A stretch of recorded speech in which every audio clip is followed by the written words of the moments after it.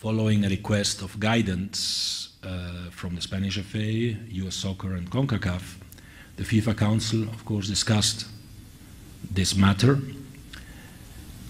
and this proposal to host an official game of La Liga outside of Spain, in Miami in particular.